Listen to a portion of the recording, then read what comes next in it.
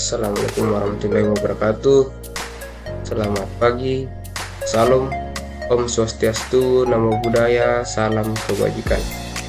Perkenalkan, kami dari kelompok 7, mata kuliah keamanan jaringan, kelas 5C, Prodi Teknik Informatika, Universitas Cokro Aminoto Palopo. Yang beranggotakan, yang pertama, saya sendiri, Ocen Pratama Darwis. Yang kedua, Gisli Musanari. Yang ketiga, Abdul Wahid Sukmana. Yang keempat, Jayus Ruwakau. Dan yang terakhir, Ulpa. Adapun judul dari materi kami, sekaligus judul dari presentasi kami, yaitu lapisan keamanan jaringan. Untuk mempersingkat waktu, saya persilakan kepada saudara Gisli Musanari selaku pemateri pertama memaparkan materinya. Baik, terima kasih atas kesempatan yang diberikan kepada saya. Di sini ada protokol jaringan, IP protokol. Internet protokol ini pada umumnya bertindak sebagai ground untuk internet. Internet protokol memiliki banyak layer bow atau lapisan bawah yang berbeda seperti Ethernet, Token Ring, FFDIM, PP, atau Pigeon. IP pada umumnya memiliki layar bow atau lapisan atas yang berbeda seperti TCP, UDP, dan ICMP. Transmission Control Protocol atau TCP. TCP pada umumnya digunakan pada layanan internet sebagai contoh Telnet, FTP, SMTP, NNTP, dan HTTP. Semuanya dilayani oleh TCP. TCP merupakan reliable yang memberikan 3 aplikasi layar. Yang pertama, tujuan menerima aplikasi data jika data yang lain telah dikirim. Yang kedua, tujuan menerima semua aplikasi data. Dan yang terakhir, tujuan tidak menerima duplikat beberapa aplikasi data. User Data Telegram Protocol, disingkat UDP, yaitu sebagai tambahan dari TCP. Terdapat satu protokol level transport lainnya yang umumnya digunakan sebagai bagian dari suite protokol TCP/IP yang disebut dengan User Telegram Protocol. Protokol ICMP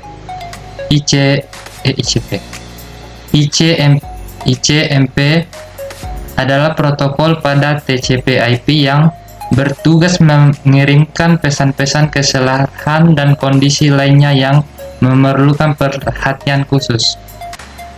Berikutnya ada IP Security. IPsec dikembangkan oleh IETF, dan IPsec memberikan layanan terhadap privasi dan authentication menggunakan algoritma dan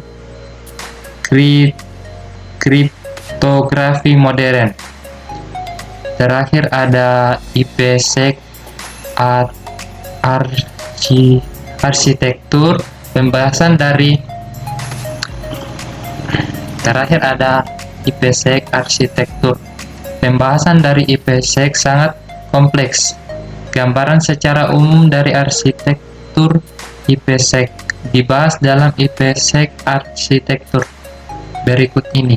Yang pertama, IPsec dokumen, yang kedua IPsec service, dan yang terakhir konsep association security. Itulah tadi pemaparan materi dari saudara Gisli Musanari selaku pemateri pertama. Selanjutnya saya persilakan kepada saudara Jayus Ruwakau selaku pemateri kedua memaparkan materi. Baiklah, di sini saya akan melanjutkan materi yang kedua. Lead Designer Portfolio Infography. Spek dokumen. Dokumen dimaksudkan untuk menyediakan petunjuk sebagai pengembangan spesifikasi yang menggambarkan penggunaan inskripsi dan algoritma autentikasi yang menggunakan protokol AHA dan ESP.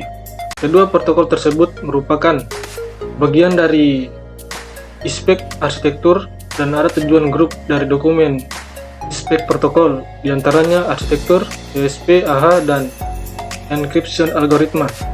Selanjutnya,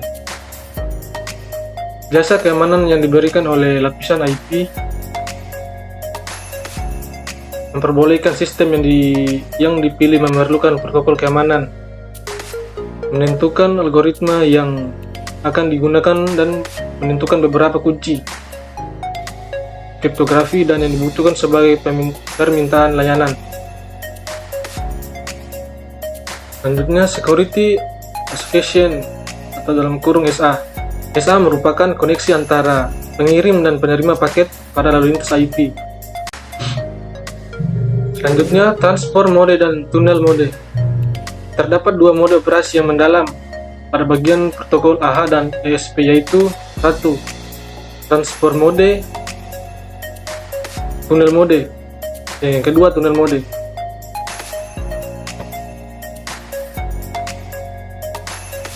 Selanjutnya, Tacit Message Authentication Code atau dalam kurung AMAC.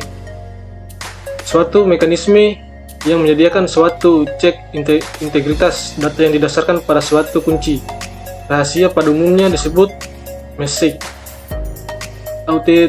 Authentication Mode Code atau dalam kurung MAC. Selanjutnya, IP Authentication Header.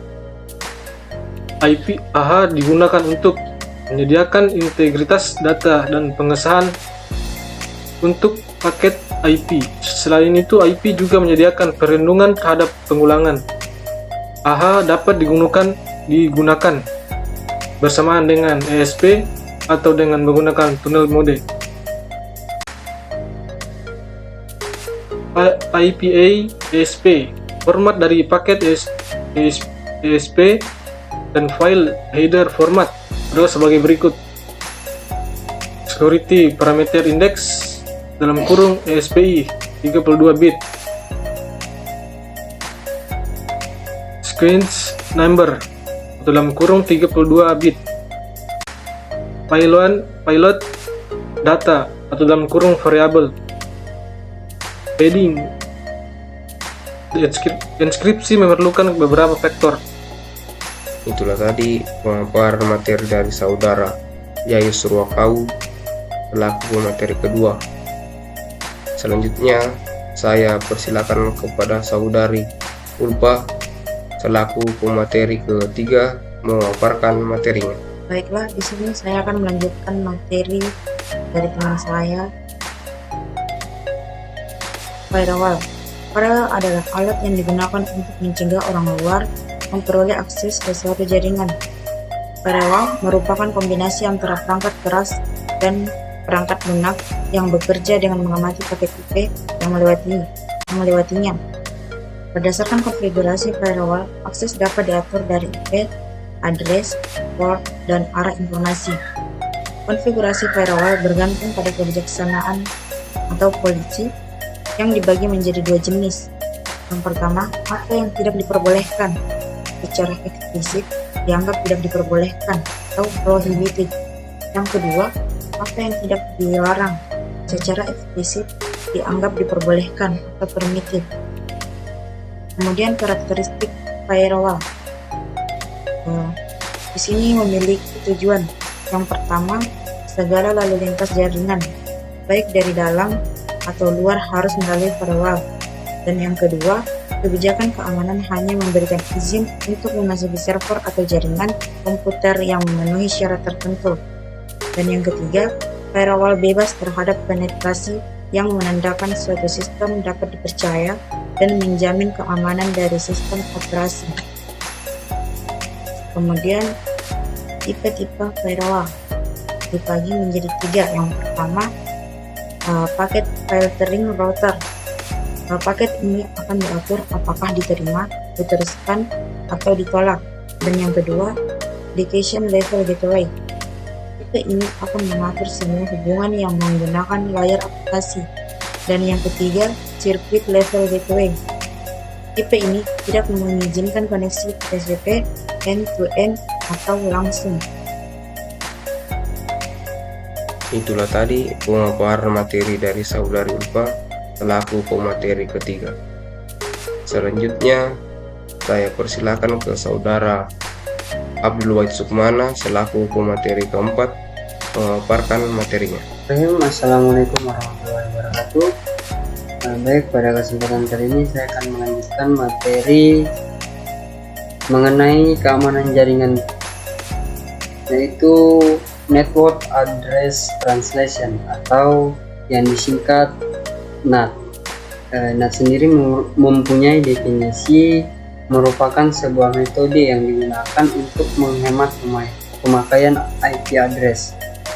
Yang dimaksud di sini adalah IPv4.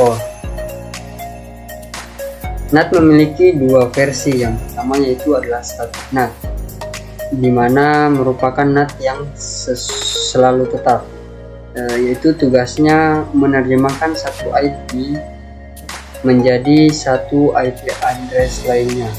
Yang kedua yaitu adalah dynamic NAT, merupakan penerjemah secara dinamis, baik itu IP address menjadi IP public ataupun IP public menjadi IP private. Selanjutnya yaitu adalah kelebihan dan kekurangan dalam penggunaan NAT. NAT dalam menggunakan NAT memiliki kelebihan yang pertama yaitu bisa membuat IP address yang belum terdaftar menjadi terdaftar tanpa memerlukan konfigurasi sehingga bisa mengakses internet. Yang kedua yaitu banyaknya host yang menggunakan IP private dimungkinkan untuk bisa dengan mudah terkoneksi ke internet. Dan yang terakhir yaitu ketika perubahan alamat IP yang menuntut perubahan pada sistem IP address, maka NAT memproses perubahan itu tidak perlu dilakukan secara keseluruhan. Adapun kekurangan dalam penggunaan NAT, yang pertama itu akan terjadinya atau membutuhkan waktu serta delay dalam proses penerjemahan IP address. Yang kedua yaitu adalah proses penelusuran sumber lalu lintas lebih lambat dan sedikit sulit. Dan yang terakhir yaitu beberapa aplikasi tertentu ada yang tidak berfungsi jika diletakkan pada jaringan yang menerapkan NAT. Yang terakhir yaitu adalah membangun firewall. Dalam membangun firewall terbagi menjadi 5 tahap. Yang pertama yaitu ada tahap identifikasi topologi dan protokol, di mana jika seorang desainer jaringan tidak mengetahuinya maka akan sulit memulai langkah selanjutnya. Yang kedua yaitu adalah tahap perkembangan polisi atau keamanan. Di sini kebijakan terhadap suatu jaringan bergantung pada keperluan mengenai apa yang akan diamankan dan selalu memperbaiki kebijakan yang telah ada karena keamanan dari suatu firewall tergantung pada kebijakan yang dibuat. Yang ketiga adalah tahap dalam memiliki tool yang cukup, di mana tool yang dibutuhkan ini untuk membangun suatu firewall baik dari segi hardware maupun softwarenya harus sudah tersedia. Yang keempat, menggunakan tools secara efektif. Yang dimaksudkan di sini supaya tidak terjadi suatu pemborosan Jika dirasa satu cukup, maka tidak perlu ditambahkan tool yang lain. Dan yang terakhir yaitu melakukan tes konfigurasi. Nah, apa yang perlu dites dalam melakukan tes konfigurasi ini? Yang pertama yaitu adalah IP itu sendiri atau IP spoofing. Banyak hacker yang ada di luar firewall mencoba melakukan intimidasi terhadap jaringan agar bisa memasuki jaringan dengan cara bypass authentication. Yang kedua yaitu open port atau demons, di mana banyak firewall atau router mengizinkan port-port yang tidak diperlukan tetap terbuka. Selanjutnya ada monitor system hard device, kemudian harus mencurigai user atau login, serta waktu login pengguna selalu dimonitori oleh admin.